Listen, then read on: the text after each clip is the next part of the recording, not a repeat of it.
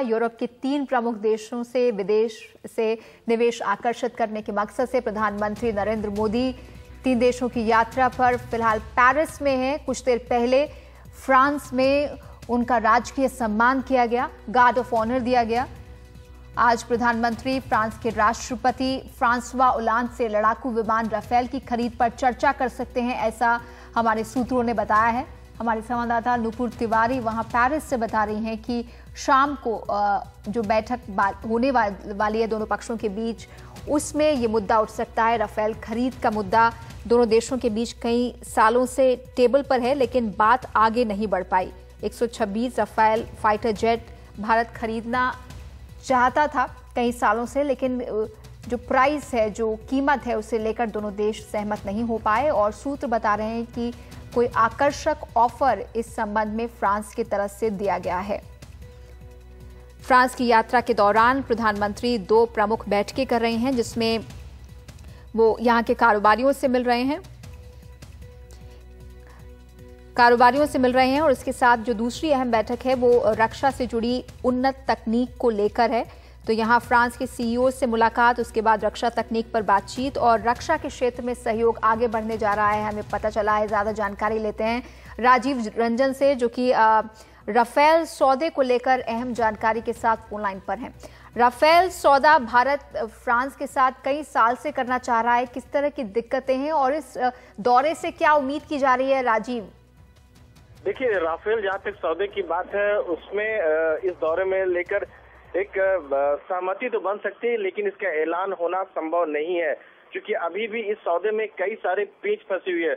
और सबसे बड़ी बात यह है कि अगर ये सौदा होता है फ्रांस के साथ, फ्रांस की कंपनी राफेल के साथ अगर सौदा होता है, तो ये समझिए कि शुरू में ये जो डील कही जा रही थी 45,000 करोड़ का, और अब अंदाजा लगाया जा रहा है ये 90,000 करोड़ से कहीं ज्यादा जा सकता है। मतलब हिंदुस्तान के जो डिफेंस इंडस्ट्री है, उसके हिस्ट्री में सबसे बड़ा डील है।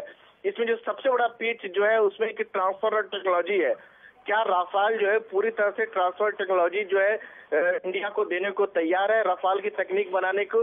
दूसरी जो समस्या है इसकी प्राइस को लेकर है, इसकी कीमत को लेकर है, क्योंकि भारत को ये लग रहा है कि इसकी कीमत कहीं ज्यादा है और फ्रांस के सामने सबसे बड़ी दिक्कत। ट्रांसफर टेक्नोलॉजी की बात करते हैं, मतलब कि पहले हम वहां से खरीदें और बाद में इसे भारत में ही बनाया जाए। बिल्कुल आपने सही कहा। इस जो डील है इसमें साफ तौर पर लिखा है कि तकरीबन 126 एयरक्राफ्ट लिए जाने हैं, जिसमें से कुछ एयरक्राफ्ट जो है तकरीबन 8 या 12 जो है, कुछ एयरक्राफ्ट जो है वहाँ फ्रांस से सीधे आएंगे और उसके बाद जो है वो ट्रांसफर टेक्नोलॉजी दिया जाएगा और वो जो है हिंदुस्तान एरोनॉटिक्स लिमिटेड जो है वो हिंदुस्तान में बनाएगा। लेकिन सबसे बड़ी बात है कि क्या ट्रांसफर टेक्नोलॉजी आप पूरा देते हैं या आधा अधूरा देते हैं, क्योंकि मिराज के साथ भी कुछ इस तरह की बात हुई थी, लेकिन फिर बात आगे नहीं बढ़ पाई थी। उसकी दूसरी बात दिक्कत है प्राइस को लेकर कि क्या प्राइस को लेकर एक आकर्षक ऑफर दिया जाता है फ्रांस की तरफ से या नहीं दिया जाता है।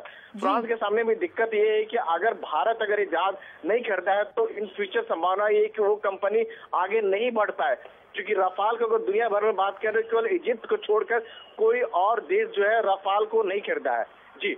जी, तो यहाँ पर हो सकता है कि दोनों देशों में बातचीत आगे बढ़े। वहां नुपुर तिवारी हमारे संवाददाता, उनके सूत्र बता रहे हैं कि कोई आकर्षक ऑफर इस संबंध में फ्रांस की तरफ से राफेल जेट की खरीद को लेकर दिया गया है।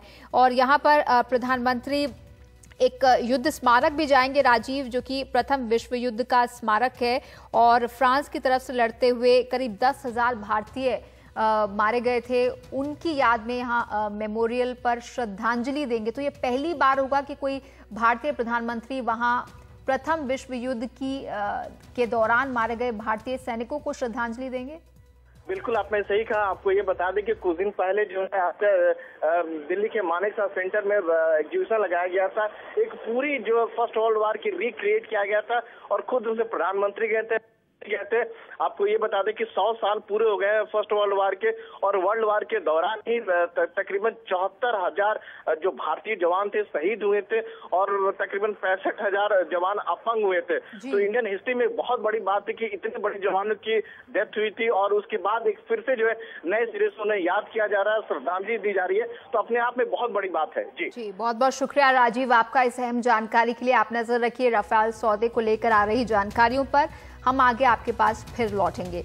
तो यहाँ पर राफेल के साथ साथ जो सिविल न्यूक्लियर डील है दोनों देशों के बीच, उसे लेकर भी दोनों पक्ष आगे बढ़ सकते हैं। बताया जा रहा है कि फ्रांस की कई कंपनियां, जिनमें अरेवा शामिल है, वो भारत के न्यूक्लियर उद्योग में निवेश करना चाहती है। सिविल न्यूक्लियर उद्योग, जिसमें बिजली बनाने के लिए न्यूक्लियर जो रिएक्टर हैं उसे जैतापुर महाराष्ट्र में लगाने की इच्छुक है फ्रांस की अरेवा कंपनी। इस पर भी बातचीत पहले हुई है लेकिन आगे नहीं बढ़ पाई।